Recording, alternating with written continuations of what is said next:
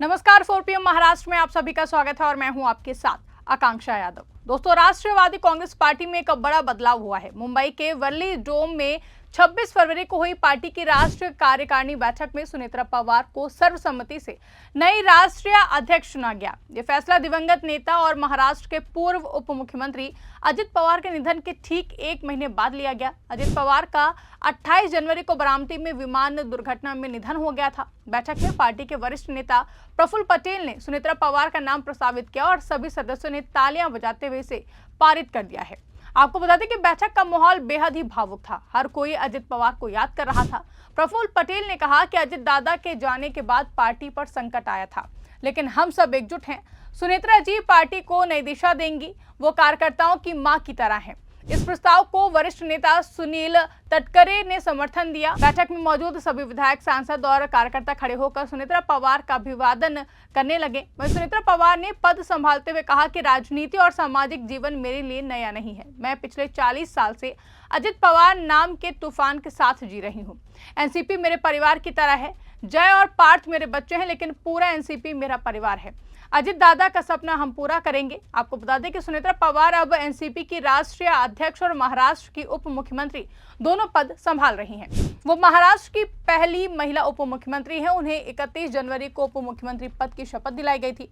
अजित पवार के निधन के बाद पार्टी में नेतृत्व का संकट खड़ा हो गया था, लेकिन सुनेत्रा पवार ने बहुत ही शांति और साहस से सबको संभाला है। पहले वो विधायक दल की नेता बनी और फिर उप मुख्यमंत्री पद संभाला। अब राष्ट्रीय अध्यक्ष बनने से पार्टी में परिवार की पकड़ और भी ज्यादा मजबूत हो गई है। आज सत्ता की आंखों में आंख डालकर पत्रकारिता करना मुश्किल हो गया है। हम पर मुकदमों से लेकर चैनल को बंद करने का दबाव बनाया जा रहा है। मुश्किल दौर है, लेकिन हम हार नहीं मानेंगे। इसीलिए 4 PM को ज्यादा से ज्यादा ज्वाइन करें और स्वतंत्र पत्रकारिता को जिंदा रखने के लिए जितना हो सके हमारा आर्थिक सहयोग करें। उम्मीद है कि आपके सपोर्ट से ये जंग भी हम जीत जाएंगे। जानकारी के मुताबिक बैठक में एक और बड़ी घोषणा हुई है। प्रफुल्ल पटेल ने बताया कि अजित पवार के बेटे पार्थ पवार को एनसीपी की ओर से राज्यसभा का उम्मीदवार बनाया गया है।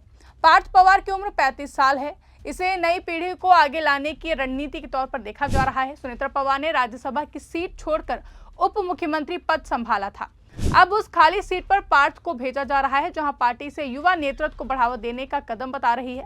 पार्थ पवार पहले से ही बारामती और महाराष्ट्र की राजनीति में सक्रिय हैं। उन्हें अजित पवार की विरासत को आगे बढ़ाने वाला माना जा रहा है। अजित पवार का निधन पूरे महाराष्ट्र और देश के लिए एक बड़ा सदमा था। 28 जनवरी को वो बारामती में स्थानीय चुनावों के लिए रैली करने जा रहे थे। मुंबई से बारामती जा रहे थे। उनके चार्टर विमान की लैंडिंग के दौरान दुर्घटना हो गई। विमान में अजित पवार के अलावा उनका निजी सुरक्षा अधिकारी, 2 पायलट और 1 फ्लाइट अटेंडेंट भी थे। सभी की मौत हो गई है। यह हादसा बारामती एयरपोर्ट पर हुआ। पूरा देश शोक में डूब गया था। प्रधानमंत्री नरेंद्र मोदी, राष्ट्रपति द्रौपदी मुर्मू, कांग्रेस नेता शरद पवार और तमाम राजनीतिक दलों ने उन्हें श्रद्धांजलि दी। 3 दिन के राजकीय शोक की घोषणा भी की गई। आपको बता दें कि अजित पवार महाराष्ट्र की राजनीति के बड़े खिलाड़ी थे। वो 6 बार उप मुख्यमंत्री रहे। वो एनसीपी के संस्थापक शरद पवार के भतीजे थे। 2023 में उन्होंने शरद पवार गुट से अलग होकर एनसीपी की अपनी टीम बनाई, यानी कि अपनी पार्टी बनाई और भाजपा के साथ सरकार में शामिल हुए। अजित पवार विकास कार्यों के लिए जाने जाते थे। किसान, युवा, महिलाओं और अल्पसंख्यक समुदाय के लिए उन्होंने कई योजनाएं चलाई। बारामती उनका गढ़ था। उन्होंने वहां से कई बार चुनाव जीता। उनकी मौत के बाद पार्टी में सवाल उठे कि अब नेतृत्व कौन करेगा, लेकिन सुनेत्रा पवार ने सबको एकजुट रखा। सुनेत्रा पवार अजित पवार की पत्नी है। राजनीति में उनका नाम पहले कम सुनाई देता था, लेकिन 2024 के लोकसभा चुनाव में उन्होंने बारामती सीट से चुनाव लड़ा।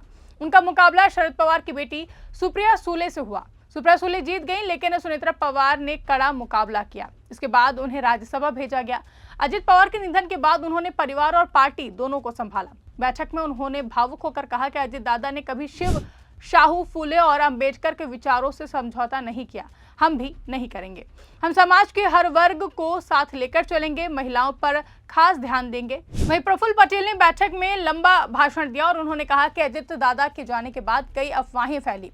कुछ लोग पार्टी को तोड़ने की कोशिश कर रहे थे, लेकिन हम सब एक हैं। सुनेत्रा जी को चुनकर हमने साबित कर दिया है कि एनसीपी परिवार की पार्टी है और परिवार ही इसे आगे ले जाएगा। सुनील तटकरे ने भी अजित पवार को याद किया। उन्होंने कहा कि 2014 के बाद कई घटनाएं हुई। 2023 में जब अजित दादा ने एनडीए ज्वाइन किया तो हम सब उनके साथ खड़े थे। आज भी हम उनके सपनों को पूरा करेंगे। वहीं बैठक में छगन भुजबल जैसे मंत्रियों ने भी सुनेत्रा पवार का समर्थन किया। भुजबल ने कहा कि सुनेत्रा जी ने 3 भाषाओं में भाषण दिया। जो लोग उन्हें गूंगी गुड़िया कहते थे, उन्हें जवाब मिल गया है। इंदिरा गांधी को भी शुरुआत में ऐसा कहा जाता था, लेकिन उन्होंने सबको चुप करा दिया।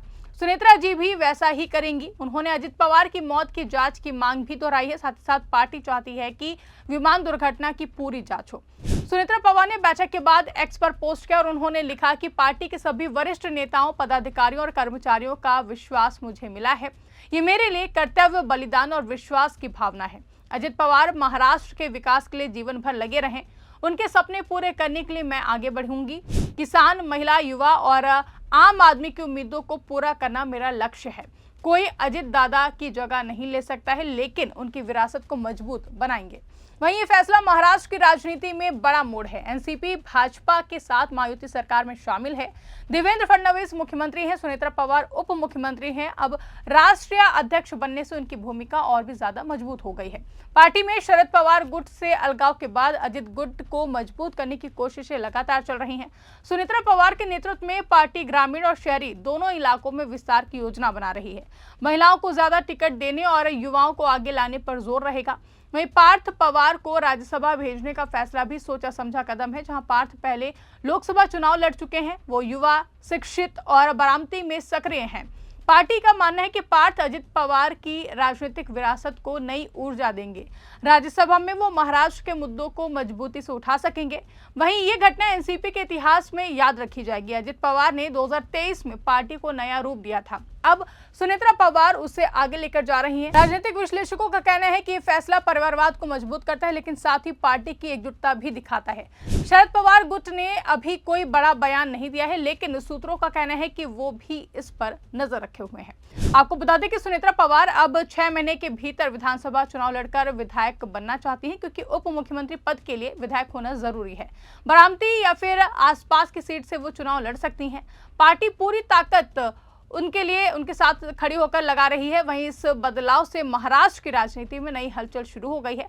भाजपा ने सुनेत्रा पवार को बधाई दी है। प्रधानमंत्री नरेंद्र मोदी ने भी उन्हें शुभकामनाएं दी हैं। कांग्रेस और अन्य विपक्षी दलों ने कहा कि वो विकास के मुद्दों पर साथ काम करेंगे।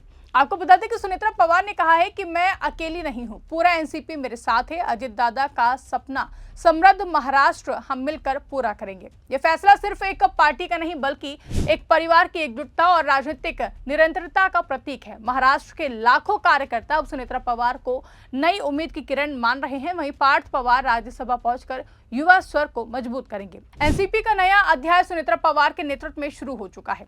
वहीं अजित पवार का जन्म 1959 में हुआ था। वो शरद पवार के छोटे भाई अनंत पवार के बेटे थे।